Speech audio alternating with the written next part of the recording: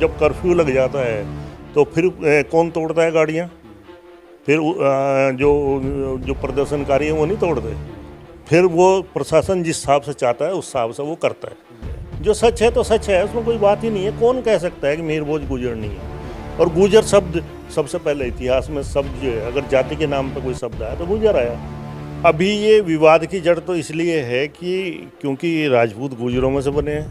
हाँ, नागभट्ट पर किसी आज तक राजपूत ने नहीं कहा कि नागभट्ट जो है राजपूत, ये तो किसी ने नहीं कहा। ये तो संघ ने ही जो है इसको उकसाया है इस मामले को, उन्होंने ही मिहिर भोज को आगे किया है। प्रतिहार वंश से तो पहले हूण वंश है, हूण वंश से पहले कुषाण वंश है, चेची हैं, खटाणा हैं, कपासिया हैं, मतलब हमारे तो बहुत सारी राजशाही रही हैं। नमस्कार, स्वागत है आप सभी का हिंदुस्तान 24 पर और मैं आप सबके साथ विपिन चौधरी। मध्य प्रदेश के ग्वालियर में जिस तरीके से गुर्जर समाज पर प्रशासन ने लाठीचार्ज किया है, उसके बाद गुर्जर समाज में बड़ी नाराज़गी है। जगह जगह पर ज्ञापन दिए जा रहे हैं, लेकिन सवाल यहाँ पर यह उठता है कि ये घटना आखिर घटी क्यों। बातचीत करने के लिए आज हमारे साथ गुर्जर समाज के बड़े ही विद्वान व्यक्ति चौधरी शेषराज पंवार जी मौजूद हैं। चौधरी शेषराज जी, सबसे पहले तो हिंदुस्तान 24 पर मैं आपका बहुत बहुत स्वागत करता हूं। धन्यवाद आपका। मेरा सवाल आपसे ये है कि सम्राट मिहिर भोज को लेकर जिस तरीके से गुर्जर समाज और राजपूत समाज एक तरह से पिछले कुछ वर्षों से आमने सामने हो रहा है, एक खाई पैदा होने का काम हो रहा है, तो सम्राट मिहिर भोज को लेकर आपका क्या कहना है? देखिए, अगर हम ये सारा इतिहास का प्रकरण है, आज मिहिर भोज नहीं है और उनके जो क्लेमेंट बनते हैं, जो उनको वो उत्तराधिकारी बनते हैं, उसमें राजपूत भी हैं, गुजर भी हैं। अभी ये विवाद की जड़ तो इसलिए है कि क्योंकि राजपूत गुजरों में से बने हैं। तो आप इसको इस तरह से मान सकते हैं, भाई कोई परिवार है, बड़ा कुनबा है, उसका बेटे पोते पड़पोते हो गए, तो एक पड़पोता अगर ये कहे कि साहब मेरे ही दादा थे, परदादा थे, तो गलत होगा। सच ये है कि दोनों के ही थे, और क्योंकि उस समय तक जो है ये राजपूत विभाजन नहीं हुआ था, गुजरों में से राजपूत नहीं बने थे, तो इसलिए वो इस तरह की बात कर रहे हैं। लेकिन सच्ची बात ये है कि भाई अगर हमें मिहिर भोज से तक ही क्यों, और हमें सिद्ध क्या करना है, तो मैं इस बात से इत्तेफाक नहीं करता कि ये धरने, प्रदर्शन, मूर्ति लगाना, जुलूस निकालना, ये सब इससे कुछ नहीं होने वाला। क्या सच को सिद्ध करने के लिए क्या ज़रूरत है जुलूस निकालने की, क्या ज़रूरत है ज्ञापन देने की, और क्या ज़रूरत है मुकदमा करने की कोर्ट की, और फिर हमें उससे मिलेगा क्या? असली बात ये है कि हमारे अंदर कॉम्प्लेक्स है, इन्फीरियरिटी कॉम्प्लेक्स, हीन भावना डेवलप कर दी गई है नहीं, वो डेवलप कर दी गई है, तो उससे बाहर आना चाहता है गुजर। दूसरी तरफ राजपूत समाज है, उसने अपने आप को समझौतों से या जैसे भी राज लेने से या जो भी राजाओं के साथ जुड़ने से उसने अपने आप की प्रतिष्ठा बना ली अपनी। अब वो आज नहीं बनाई, पहले बना ली, तो वो अपनी बरकरार रखना चाहता है अपनी पगड़ी को, कि साहब अपनी मूँछों को, और ये तो जिसको भी आप कहोगे कि नहीं साहब हम भी किले में हम भी हैं, तो उसको कष्ट होगा। कोई भी सत्ता पे बैठा हुआ, जो पद पे बैठा हुआ आदमी है, उसे कहेंगे कि साहब ये, और ख़ास तौर से हमें मतलब हमारे अंदर हीन भावना डाली राजपूतों ने, ये और समस्या है। तो वो हीन भावना डालने वाले, अब उनसे वो दिखता है कि उनको भाई तो सच है, सामने आएगा, तो वो अपना उसका विरोध करते हैं। अभी मैं यही नहीं समझता इन दोनों समाजों को कि इसकी ज़रूरत मतलब क्या पड़ रही है सिद्ध करने की। जब सच है तो है, और वो राजा हैं तो है। फिर मैं दूसरी बात और मुझे कहनी है कि मिहिर भोज तक ही क्यों? मिहिर भोज प्रतिहार वंश के मतलब आखिर के 3 शासकों में से हैं, वो लास्ट वाली, उनके बाद 2 हुए हैं और वो समाप्त हो गया। तो मिहिर भोज का जो वंश है वो प्रतिहार वंश तो 737 में स्थापित हुआ है, और वो नागभट्ट ने किया है। नागभट्ट अपने आप में जो है वो नाम से ही पता लग जाता है कि वो नागभट्ट है, मतलब नागवंशीय भट्टारक राजा हैं वो, इसलिए नागभट्ट उन्होंने लिखा है अपने नाम को जो है। और वो जितने प्रतिहार वंश में जिन्होंने भी जितनी प्रशस्तियाँ हैं या जितने शिलालेख हैं, सब में उन्होंने भट्टारक लिखा है आपको, परम भट्टारक, तो वो सम्मानजनक शब्द है भट्टारक। और वो आपका तो गोत्र है वो भट्टार जिससे बना है, इसलिए आपको देवता भी कहते हैं, मैत्रक गोत्र है आपका। और भट्टारक हैं। और भट्टारक जो हैं वो नागवंशी हैं। इसके अलावा साथ साथ भट्टारक जो हैं वो बौद्ध धर्म के रक्षक हैं, कीपर हैं एक तरह से। उन्होंने ही उसको इतने दिनों से सुरक्षित किया है। तो चूँकि वो बौद्ध हैं और बौद्ध धर्म के पालक हैं, तो इसलिए वो दिक्कत हुई। उमर साहब, गुर्जर समाज ने तो बस सम्राट मीर भोज पर फोकस कर लिया है। तो मतलब आप बता रहे हैं नागभट्ट से शुरुआत हुई। हाँ, नागभट्ट पर किसी आज तक राजपूत ने नहीं कहा कि नागभट्ट जो है वो राजपूत थे, ये तो किसी ने नहीं कहा। रामभद्र जो है वो राजपूत थे, ये तो किसी ने नहीं कहा। मीर भोज पे ही क्यों कहा? देखिए, ये एक सुनियोजित षड्यंत्र है और इसको करने वाले भी वही हैं जो विभाजन करते आए हैं, आज से नहीं, बहुत पहले से करते आए हैं। उन्होंने ये आज से शुरू नहीं किया। उन्होंने ये 1990 में ही सोच लिया था कि किस तरह से उन जातियों को बांटना है। ये जो किसान कुनबा है, इनको बांट कर किस तरह से रखना है, तो ये बहुत पहले योजना बना ली थी और ये 2012 में शुरू कर दिया था, 13 में। अभी जब तक ज़्यादातर लोगों को पता ही नहीं होता था भाई मीर भोज कौन थे। मुझे तो अच्छी तरह 2009 में शायद जो है मेरे ख्याल में हमारे रामपुर तिराहे पे मीर भोज जी का वो मूर्ति का अनावरण और वो सब हुआ, और तो याद है लोगों को जो है। तो वो किसने किया? और फिर सबसे बड़ी बात ये है कि इसको हवा कैसे दी जाती है। अब लोग तो कहते हैं कि साहब वो जो भाजपा वाले गलत करते हैं, संघ वाले गलत करते हैं और वो हमें ये करते हैं, लेकिन ये नहीं समझ रहे लोग बाग कि ये तो संघ ने ही जो है इसको उकसाया है इस मामले को। उन्होंने ही मीर भोज को आगे किया है। कष्ट है दरअसल। अगर गुजरों के इतिहास पर जाएंगे तो प्रतिहार वंश तो नहीं है लास्ट वाला। प्रतिहार वंश से तो पहले हूण वंश है, हूण वंश से पहले कुषाण वंश है, चेची हैं, खटाणा हैं, कपासिया हैं, मतलब हमारे तो बहुत सारी राजशाही रही हैं। तो सिर्फ मीर भोज ही क्यों? आप मीर भोज तक ही सीमित क्यों करते हैं? नागभट्ट तक जाइए, आप कुषाण वंश तक जाइए, आप हूण वंश तक जाइए, और गुजरों को अपने इतिहास को वहाँ से देखना चाहिए। और ये तो बहुत छोटी बात है, ये तो बहुत छोटी बात है कि हम मीर भोज पे ही अटके हुए हैं। और देखिए, लेकिन उसमें असली भावना बात यह है कि हम सम्मान ढूंढ रहे हैं, हम भी सम्मान ढूंढ रहे हैं, ढूंढना भी चाहिए जो सच है। लेकिन उसके सच के लिए ये जो होते हैं सब, जो आपकी ये रैली महोत्सव और ये सब होते हैं, ये होते हैं चमकाने वाले, अपने व्यक्तिगत को निखार करने वाले। और वो चुनाव के लिए अपना ये एक साहब मैं आगे आ जाऊं, मैं अपने आप को चमका लूं, मुझे टिकट मिल जाए, मुझे उसका सपोर्ट मिल जाए, मैं समाज में अग्रणी बन जाऊं, ये सब जो है मतलब ये समाज को फ़ायदा कम नुकसान ज़्यादा कर रहा है। मतलब अलग अलग राजनीतिक दलों के और उन राजनीतिक दलों से जुड़े हुए जो गुर्जर समाज के नेता हैं, वो सब जो है मतलब अपने आप को चमकाने के लिए इस तरीके से रैलियां और ये मूर्तियों का अनावरण ये सब कर रहे हैं। आपके कहने का तात्पर्य ये है? ये व्यक्तिगत छवि के लिए है। जो सच है तो सच है, उसमें कोई बात ही नहीं है। कौन कह सकता है कि मीर भोज गुजर नहीं है?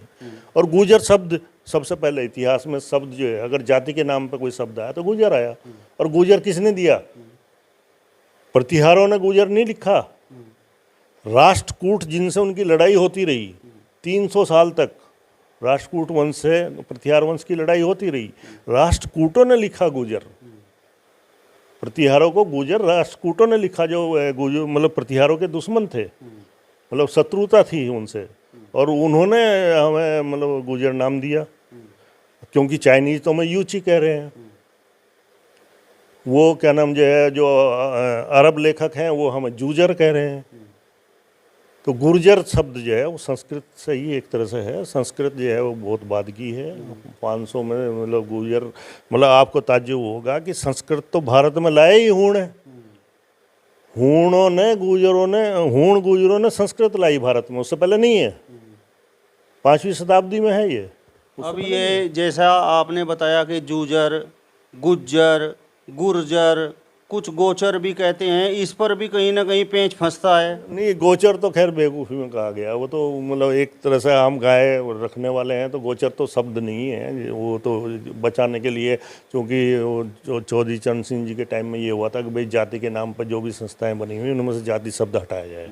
और फिर रामपुर मनिहारा में भी यही समस्या आई, गुजर कॉलेज था तो वो गोचर कर दिया उस समय। वो ठीक है, वो गलत था, मतलब नहीं करना चाहिए था। हाँ, राजपूत समाज के कुछ लोगों ने ये भी तर्क दिया कि देखो वहाँ पर इतनी बड़ी संस्था है और उस पर भी लिखा हुआ है गोचर महाविद्यालय। देखिए वो चूँकि उस समय समाज में इतनी जागरूकता नहीं थी, भावना थी, क्योंकि कॉलेज इतना बड़ा बनाया है, भावना से बनाया है। लोगों ने गेहूं दान दे करके, भाई पैसा भी नहीं था तो भाई एक बोरी गेहूं की ले जाओ, तो निकल जाते थे हमारे जो है 500 वाले और वो सब लोग जो है निकलते थे, फसल लेते थे, पैसा भी नहीं है तो भाई फसल ही दे दे। कॉलेज तो ऐसे नहीं बना। लेकिन हाँ, उस समय जब इसका ये हुआ कि भाई नामकरण करने वाली बात, तब गलती हुई, गोचर नहीं रखा जाना चाहिए था। और गोचर कोई जाति भी है नहीं। गोचर तो अहीर भी गाय चराते हैं, कुर्मी भी चराते हैं, और आपके जो है और भी और बहुत सारे लोग हैं जो गाय रखते हैं। लेकिन ये गोचर कहकर एक तरह से गुर्जर बिरादरी का आज के समय में अपमान किया जा रहा है। तो मेरा सवाल आपसे ये है कि जो और बिरादरियां हैं, क्या वो पशुपालक नहीं रही? नहीं, मैं वही तो कह रहा हूँ। हाँ। और पशुपालक और जातियाँ की छोड़िए, आज से 2000 साल पहले क्या था व्यवसाय? अरे तो भेड़ पालते थे पहले तो, फिर बकरी पालने लगे, जब तक पर्वतों में रहे। जब मैदानी भाग में उतर आए तो तभी तो गाय पाली, भैंस तो तभी पाली ना। और किसने नहीं पाली? और कौन सा जो है आप मतलब आप कौन से आप उसको मानते हैं कि वो चरवाहा नहीं था? आप ईसाइयों में देख लो, इस्लाम में देख लो, चरवाही थे सबके सब। मतलब एक तरह से प्रदर्शित तो ये किया जा रहा है कि बस वही गुर्जरों ने ही जो है पशुपालन का काम किया, वो गाय भैंस चराते फिरते थे। देखिए खेती जहाँ तक बात है, दो चीज़ें हैं, खेती के दो पहलू हैं। एक तो ये है कि भाई जब कबीले थे, जंगल में रहते थे, तो वो जो महिलाएं घर में रहती थी, आदमी चले गए शिकार करने, जानवर को मारने के लिए, खाने के लिए, तो महिलाएं रही घर में, तो उन्होंने वहीं सब पौधे ढूंढे। उन्होंने पहले सब्जियां और वो सब, तो खेती तो मतलब महिलाओं ने शुरू की। लेकिन खेती बड़े स्तर पर कब आई, ये सोचने की बात है। आज से 500 साल पहले 1500 AD में भारत की जनसंख्या कितनी थी? 15 करोड़। या और एक 500 साल पीछे चले जाओ, 1000 ईस्वी में कितनी थी? 6 करोड़। अब 6 करोड़ आबादी के लिए व्यापक स्तर पर खेती की जरूरत नहीं थी, और खेती एक व्यवसाय की तरह नहीं था। तो क्या था फिर? पशुपालन ही था, और क्या था? मेरा सवाल आपसे ये है पंवार साहब के गुर्जर समाज का भी सम्राट मीर भोज पर दावा है, और आप तो डंके की चोट पर कह रहे हैं कि वो तो गुर्जर थे। लेकिन राजपूत समाज का कहना ये है कि सम्राट मीर भोज के बाद की भी उनके पास वंशावली है, और सम्राट मीर भोज के तो एक तरह से जो वंशज हैं वो भी सामने आए हैं। अभी कैमरे पर आकर उन्होंने बोला है। नहीं, मीर भोज प्रतिहार वंश में वैसा तो नहीं है। उनके आखिरी राजा तो 235 में हो गए, उसके बाद प्रतिहार वंश ही हो गया। गहड़वाल वंश ने वहाँ टेक ओवर कर लिया, वो प्रतिहार वंश हार गया। उस पर पाल वंश भी आया, गहड़वाल वंश भी आया, वो तो सब अलग बात हो गई। उनके वंशज भी आ जाएं, हम कोई अपने आप को राजपूत बन जाए तो ठीक है, अच्छी बात है, हमें क्या दिक्कत है उससे? और फिर समस्या सिर्फ मीर भोज है क्या? समस्या मीर भोज नहीं है, समस्या सम्मान है। समस्या गुर्जरों को अपने सम्मान को स्थापित करना है। तो वो खाली मीर भोज से स्थापित नहीं हो जाएगा, केवल मीर भोज से स्थापित नहीं हो जाएगा।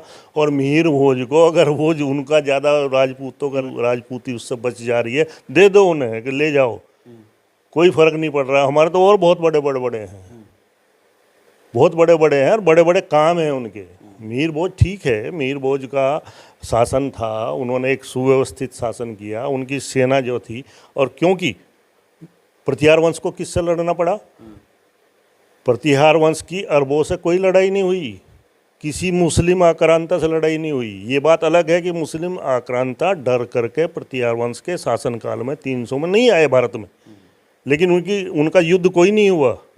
प्रतिहार वंश का किसी मुस्लिम आक्रांता से कोई युद्ध नहीं हुआ।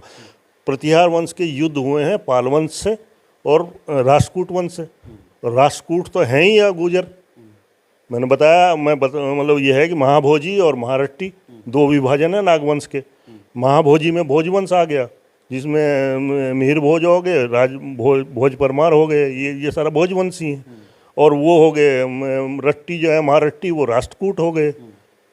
अभी आप महाभारत पढ़िए ना, महाभारत में किसका जिक्र है?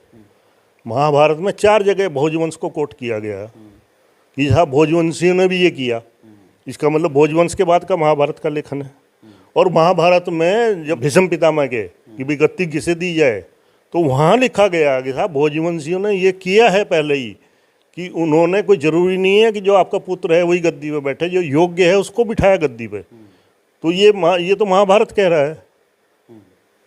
तो भोजवंश तो कोई राजपूत नहीं कहने आ रहा कि साहब हम भोजवंशी हैं, नहीं कहने आ रहा कोई, क्योंकि ये बाद के हैं। ये तो ठीक है, राजपूत शब्द जब बना लिया उन्होंने, ठीक है, अच्छी बात है, और वो रहे इस गलतफहमी में। लेकिन सही बात ये है कि दोनों को इकट्ठे आना चाहिए। यहाँ कोई बंटवारा तो हो नहीं रहा कि कोई संपत्ति है उसे वो ले जाएंगे, राजपूत ले जाएंगे या गुजर ले जाएंगे। संपत्ति नहीं है, खाली सम्मान है। और सम्मान को वो तो सच आएगा सामने। सच इस तरह से साबित नहीं होगा कि साहब हम कोर्ट में कचहरी में लड़े हैं कि साहब वो मीर भोज और राजपूत थे या गुजर थे। क्या होगा इससे? मतलब इससे हो क्या जाएगा? मान लो मीर भोज को आपने यही सिद्ध कर लिया कि वो राजपूत नहीं, गुजर ही थे, सिर्फ गुजर थे, मतलब उनके वंशज भी आगे गुजर ही रहे, ऐसा तो नहीं कह सकते ना। बप्पा रावल के में क्या हुआ? उधर भी वो गुजर हो गए, राजपूत हो गए, तो वहाँ फिर बप्पा रावल पर कर लेना आप युद्ध। अब मीर भोज को छोड़ करके फिर बप्पा रावल पर चले जाना, तो ऐसा थोड़ा, ये तो फिर अंतहीन है। मेरा सवाल आपसे ये है कि पिछले कुछ वर्षों से मीर भोज को लेकर कभी इस जगह यात्राएं, कभी उस जगह यात्राएं, पूरे देश में कहीं ना कहीं यात्राएं हैं। गुर्जर समाज ये यात्राएं कर रहा है, और यहाँ पर फंदपुरी में भी आपने देखा बिल्कुल शांतिपूर्ण तरीके से वो यात्रा निपट गई, और किसी प्रकार का कोई नुकसान किसी का नहीं हुआ। लेकिन वहाँ मध्य प्रदेश के ग्वालियर में, वहाँ पर गुर्जर समाज पर लठ बरसाए गए। नहीं, आप ये देखिए, दोनों में अंतर कर लीजिए। आप नहीं जिक्र किया फंदपुरी वाली यात्रा का। क्या फंदपुरी की यात्रा किसी व्यक्ति को चमकाने के लिए थी? नहीं थी। किसी पार्टी के लिए थी?